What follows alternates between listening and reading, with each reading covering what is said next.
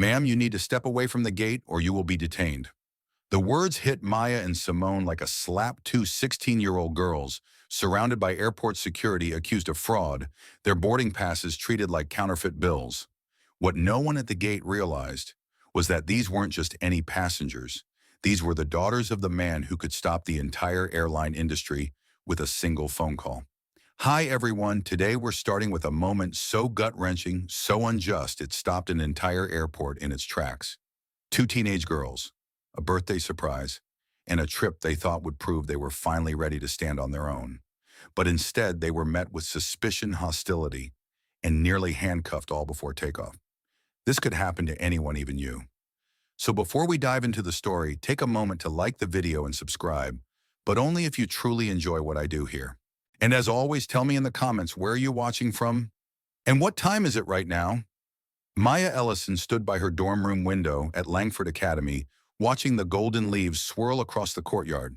Her twin sister Simone had just returned from the campus print center, a triumphant grin on her face and two freshly printed boarding passes in hand.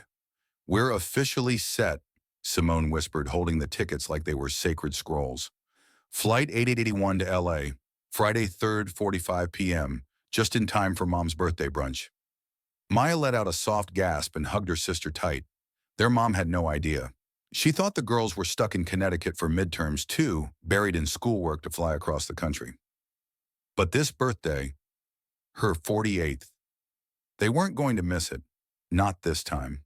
For the last few months, the twins had been orchestrating their surprise with military precision. Late-night FaceTimes with Auntie Rose in Compton to help organize the guest list. Discreet calls to their mom's favorite bakery to order her lemon coconut cake. And the most important part, handling the travel themselves. No assistance, no private planes, no security escorts, just Maya and Simone, two 16-year-old juniors trying to prove to their father and maybe even to themselves that they could handle the real world. They wanted to prove they weren't just billionaire daughters raised behind tinted car windows and velvet ropes. They wanted to be regular girls. Girls who could pack a carry-on, find their gate, and fly home without a bodyguard flanking each side. Their father, Elijah Ellison, wasn't thrilled when they asked for his credit card.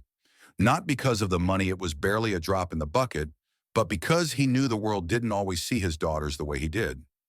He saw brilliance, ambition, self-control. But out there in the real world, some saw only skin color, youth, and assumptions. Still, he gave in under one condition: they must carry a signed travel authorization letter and call him the moment anything felt off. Real independence doesn't mean refusing help, he had warned. It means knowing when to use it.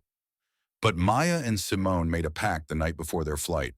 No matter what happened, they wouldn't call him. This was their test, their moment to step out from his shadow, to prove they were capable, self-reliant, and strong.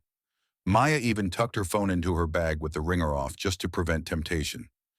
Friday arrived with brisk winds and excitement in the air.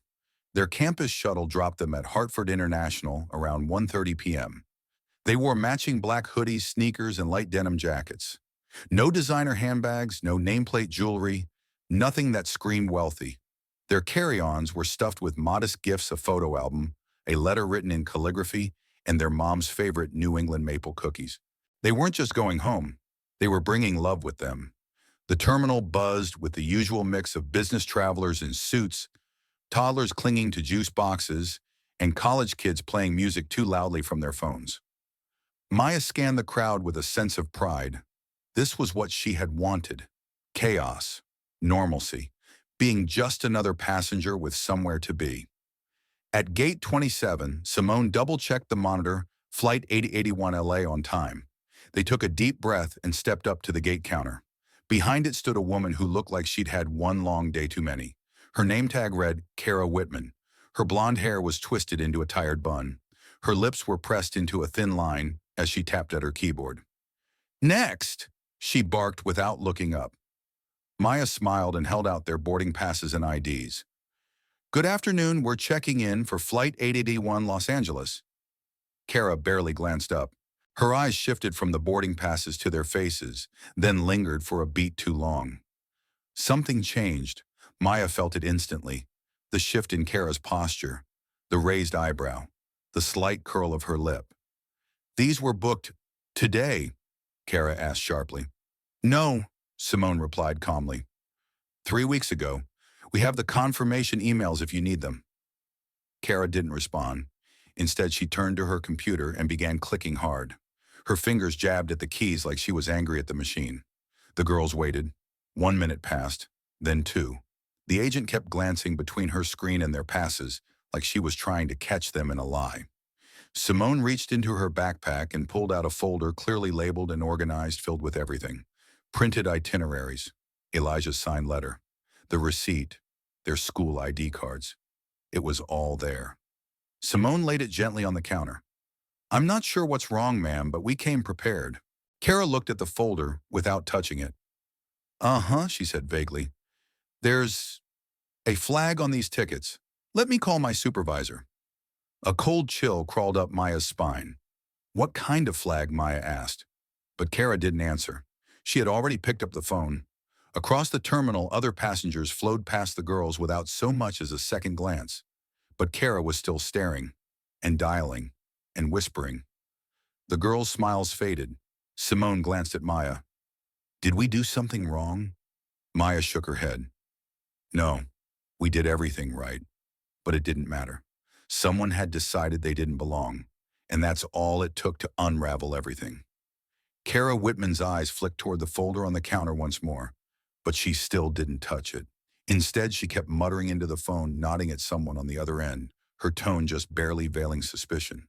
The kind of tone Maya and Simone recognized not from personal experience, but from the documentaries their father made them watch, from the whispered conversations they'd overheard growing up, and from the warnings tucked into his goodnight hugs.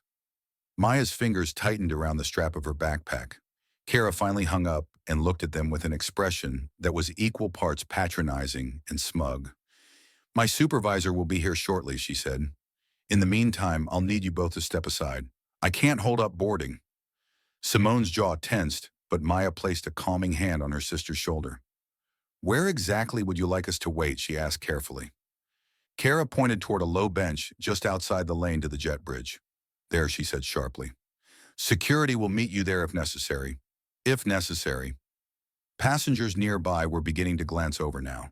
A few had already noticed that the boarding process had slowed at their gate. Others were pulling out their phones not to film yet, but curious enough to pretend they were checking messages while pointing their cameras just so. Maya and Simone sat down silently. They kept their folders on their laps, eyes forward, not speaking. Not yet, because part of them still wanted to believe this could be sorted out, that someone reasonable would show up, see the pile of paperwork, and wave them on board with a sheepish apology. Instead, Tom Reynolds arrived, broad-shouldered, middle-aged, with a stiff lanyard and a face like he'd forgotten how to smile 10 years ago. He approached Kara, didn't even glance at the girls, and said, "What's the issue?" Kara explained her concerns. Tickets booked with a card that doesn't match their names. Traveling alone. Minors. Too many red flags. They were pushy with documents. Pushy. Simone opened her mouth, but Maya nudged her knee. Not yet. Let him finish making up his mind. Reynolds finally turned to them, his eyes narrowing like he was staring at something under a microscope. You two have identification, he asked. Yes, sir. Maya stood pulling the folder open. Here are our school IDs from Langford Academy, our father's signed travel letter, the credit card receipt showing his name. And Reynolds cut her off. Your father bought these tickets. Yes, sir, Simone said, stepping up beside her sister. With full permission. We're surprising our mom in LA for her birthday. Reynolds crossed his arms. And he didn't think to fly with you. Simone smiled politely, but her voice carried an edge. He didn't know we were coming. Maya added, it's a surprise. We wanted to show him we could do this on our own. Reynolds let out a chuckle. A mean one, right. 2 teenage girls flying across the country with last-minute tickets. That's not suspicious at all. Maya's face flushed. These were booked weeks ago. We can show you the timestamp, Simone added, reaching for her phone. Reynolds didn't look. That's not necessary. You'll need to stay put until we verify everything. I'll call airport security to escort you to a private area for further questioning. Maya blinked. Escort us, Simone stepped forward. Sir, we're not trying to cause a scene. We've done nothing wrong. We provided every document you asked for, which doesn't change the fact Reynolds snapped that the tickets are under investigation. You're minors, and your story doesn't add up. It does, Maya said, barely above a whisper. It all adds up. You're just not listening. People were listening now. A middle-aged couple standing nearby was watching with disapproval. A young man in a hoodie had started filming quietly behind his backpack. Simone turned to Maya. We should call him. No, Maya whispered. Not yet. They had agreed no matter what, but her throat was dry and her hands were shaking. That's when Officer Daniel Cho arrived. Calm, sharp-eyed, and noticeably more neutral than the airline staff.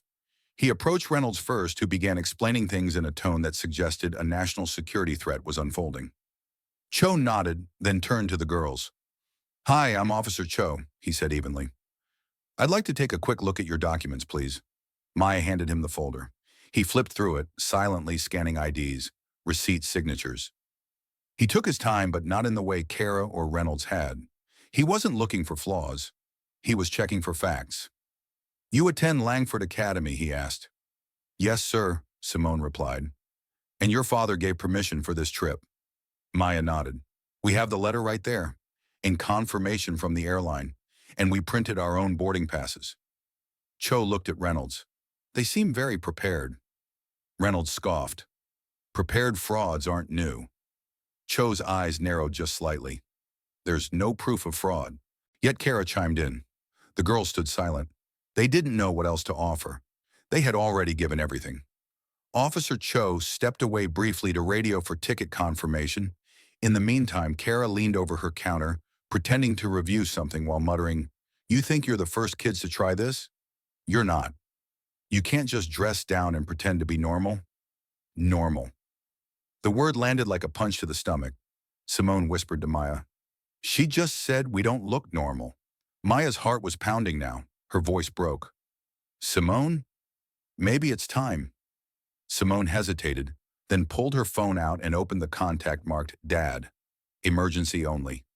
She hovered her thumb over the button, but Maya placed her hand over hers. One more minute. Let's just see what Cho says. Please. Simone nodded. Just barely. A moment later, Officer Cho returned the folder, still in his hand. I've contacted the airline's central ticketing office, he said, and they've confirmed that these tickets were validly purchased 3 weeks ago. The credit card matches a registered user. Everything seems in order. But before he could finish, Kara snapped, I still think they're lying. Tom Reynolds nodded. Let's hold them for further questioning. Call it a potential fraud case pending full confirmation. Cho paused. They are not under arrest, and if there's no legal reason to detain them, I don't advise treating them like suspects. Reynolds turned red. We've got protocols. Cho looked him straight in the eye. And I've got authority to stop you from abusing them. More passengers were filming now. One woman in a red sweater called out, They gave you proof. Let them board. Another older black gentleman stood and shouted, This is profiling, period. But the boarding process had frozen. The gate was chaos, and Kara was already dialing again. Simone looked at Maya. Maya nodded this time. Call him. Simone pressed the button. Their father was about to answer, and when he did everything was about to change. The call barely rang twice.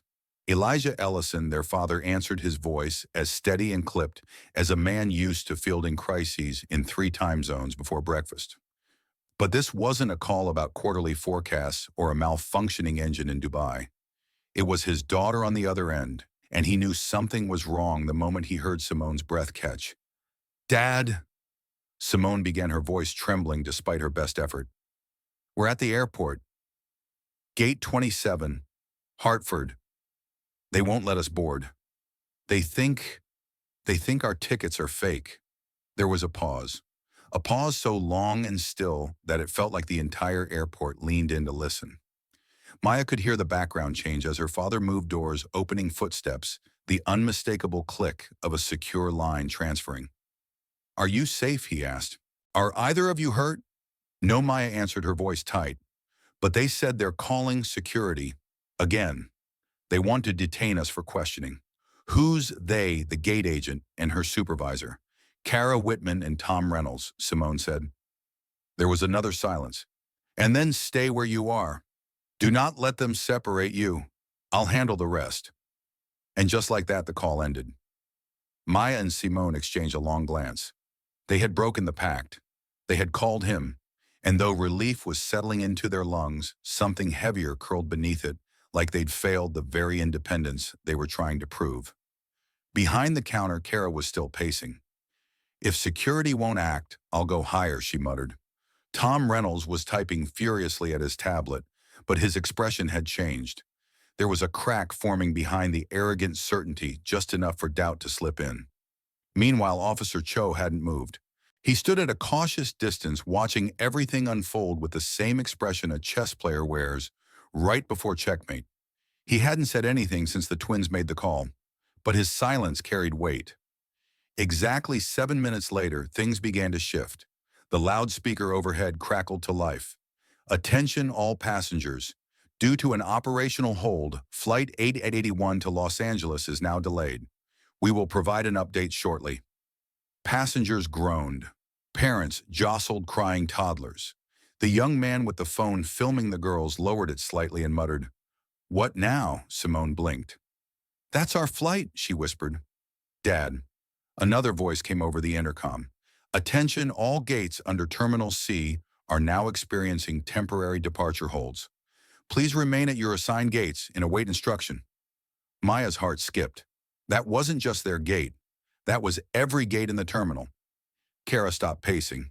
Tom Reynolds looked up confused. "What the hell is going on?" That's when the phones began ringing, one by one.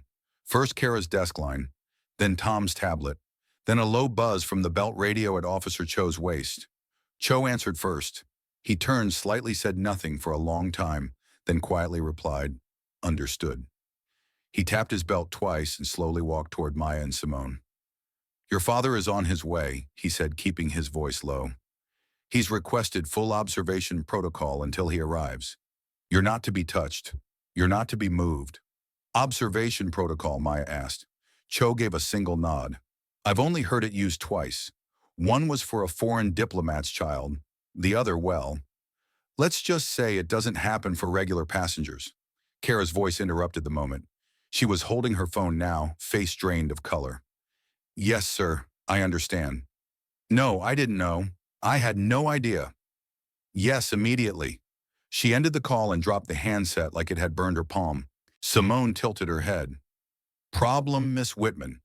Kara turned away, scrambling to her keyboard again. Then Reynolds's tablet rang with an incoming video call. The device lit up with a sharp blue corporate banner, Skylink Holdings Emergency Operations Protocol. Tom tapped it and froze. "Sir," he said, I didn't realize they were your..." Whoever was on the other end didn't wait for his apology. Within seconds, Reynolds' face drained of its smug arrogance and filled instead with naked panic. "Yes, of course, right away." He hung up. Kara turned to him. "What did they say?" Tom didn't look at her. "They said the CEO is en route in person, and we're to cooperate fully until he arrives." He looked at the girls. "You should have told us who your father was." Maya finally stood. "We shouldn't have had to. People were filming now. All pretense was gone. What had started as passive curiosity was now viral spectacle. Hashtags were being born. A middle-aged woman whispered, "They messed with the wrong family," to her husband. The young man filming muttered into his mic, "This is going to blow up." Then came the moment no one forgot. The terminal doors parted at the far end, and a line of 3 sleek black SUVs pulled up outside the glass wall of Gate 27. Elijah Ellison stepped out of the lead vehicle. Tailored gray suit, no tie. His face calm, unreadable, but his stride cut through the chaos like a blade through silk. Beside him were 2 assistants, 1 legal counsel, and the airport director, who had somehow appeared out of nowhere and now looked like he'd aged 10 years in 10 minutes. Passengers parted like water. Cameras tilted upward. Elijah Ellison didn't break stride. He walked straight up to his daughters, placed a hand on each of their shoulders, and asked, "Are you okay?" Maya nodded. "We are now." Simone looked like she might cry. Elijah turned slowly and faced Kara Whitman, then Tom Reynolds. "Who here made the decision to accuse my daughters of fraud?" No one answered. He asked again. "Who assumed they didn't belong?" Kara opened her mouth, but no sound came. I personally booked those tickets, Elijah said, voice steady low. I authorized the travel. I gave them every document you could possibly require, and you treated them like criminals. Tom stammered. We followed procedure. No, Elijah cut him off. You followed bias. You saw two black girls in hoodies with economy tickets and made a decision before they even opened their mouths. He turned to Officer Cho. And you, he asked. Cho stood upright. I reviewed their documents. I recommended clearance. I did not support their detainment. Elijah nodded. You'll be hearing from Skylink's head of security tomorrow. You're exactly the kind of professionalism we're looking for. Cho blinked. Thank you, sir. Then Elijah stepped back. He pulled out his phone and said 6 words that made the airport go silent. Ground every outbound Skylink flight now. Gasps echoed throughout the terminal. A grandmother near the vending machines dropped her water bottle. The man in the hoodie filming the girls blinked in disbelief, then whispered into his mic. He just shut down the entire airline. Elijah didn't raise his voice. He didn't need to. His authority carried the weight of entire countries' GDPs. Behind him, one of his assistants was already issuing directives through a secure app. Skylink Holdings controlled not just this airline, but 4 others, 2 private charter conglomerates, multiple aircraft maintenance companies, and a sizable stake in airport operations across North America. Within 90 seconds, departure boards began blinking like Vegas slot machines. Delayed, delayed, delayed. All flights under Skylink control froze in time. Across terminals, jet bridges halted. Ground crews paused. Pilots remained in cockpits awaiting instructions. Passengers at gates from Boston to Phoenix started murmuring, scrolling their phones, asking aloud, what happened? At gate 27, Kara Whitman was no longer typing. Tom Reynolds looked like someone had pulled the earth out from under him. Mr. Ellison, he said, his voice cracking. I assure you this wasn't personal. Elijah turned sharply. That's exactly what it was. If Maya and Simone had been blonde and named Madison and Claire, they would have been on that plane 15 minutes ago.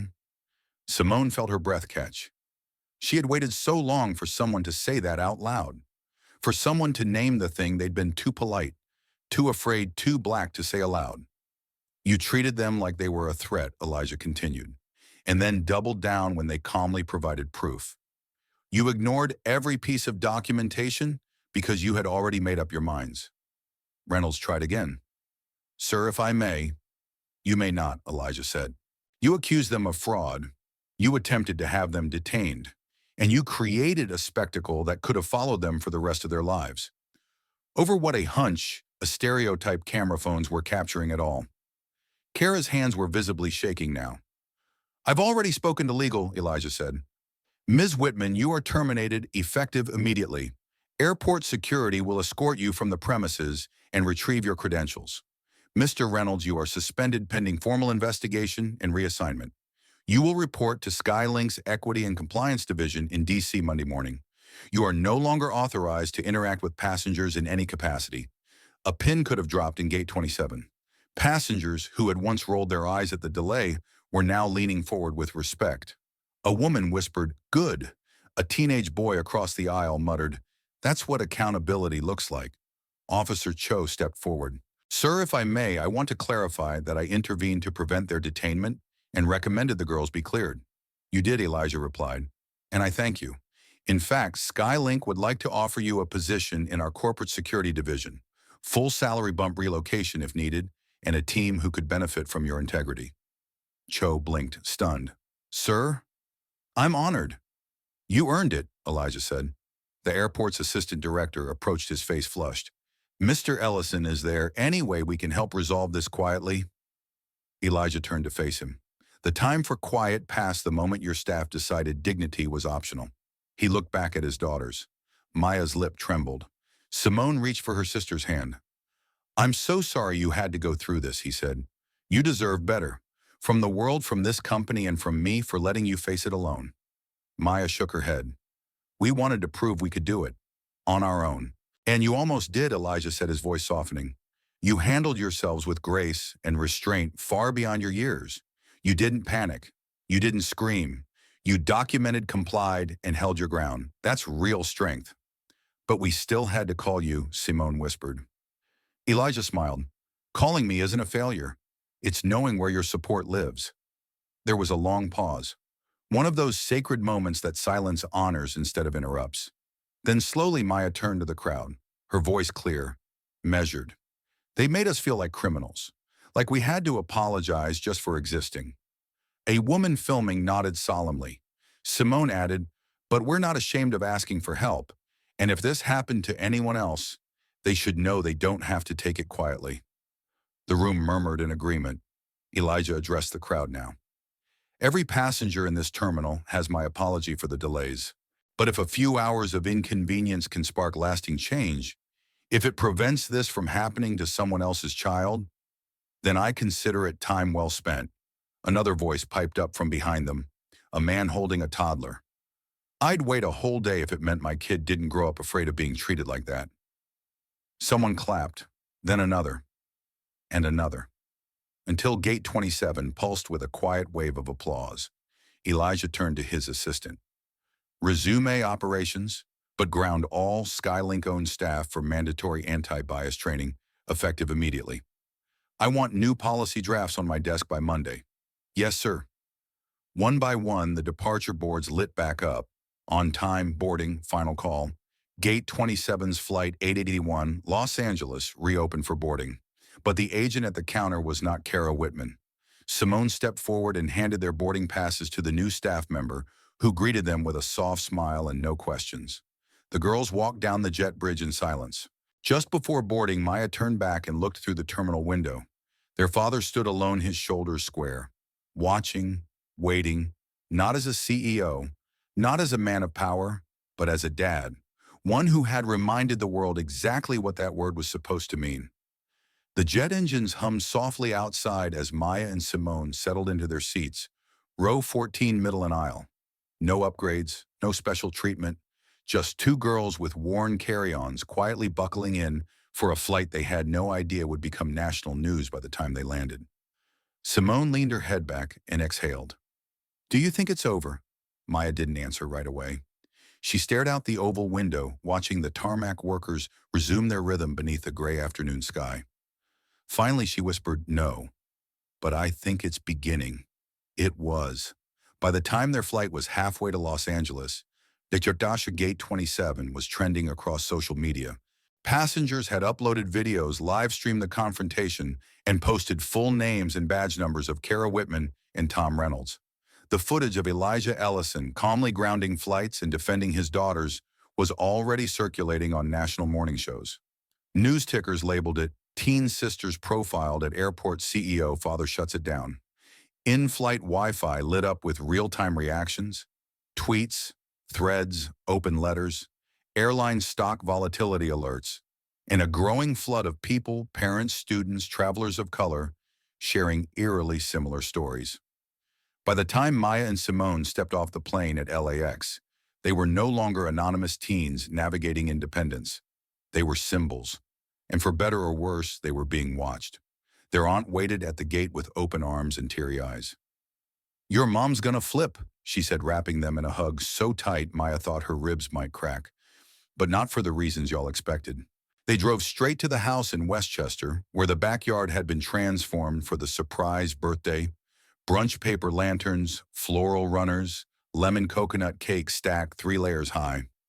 Their mother stood in the kitchen laughing with friends, completely unaware of the storm her daughters had just weathered. Simone crept through the patio door first. Maya followed. And when their mother turned around and saw them, her girls safe and whole and home, she dropped her mimosa glass in the sink and burst into tears. How what you said midterms. They rushed her at once, talking over each other, crying and laughing, all three clinging like it was the first breath after surfacing from deep water. Later, after the cake had been cut and the guests had gone home, the family sat in the living room with the curtains drawn and the news playing quietly on mute. Elijah joined them, finally able to breathe now that his daughters were safe. He sat across from them, elbows on his knees, voice softer than they'd ever heard it. I want you to know something, he said. Calling me wasn't failure. It was wisdom.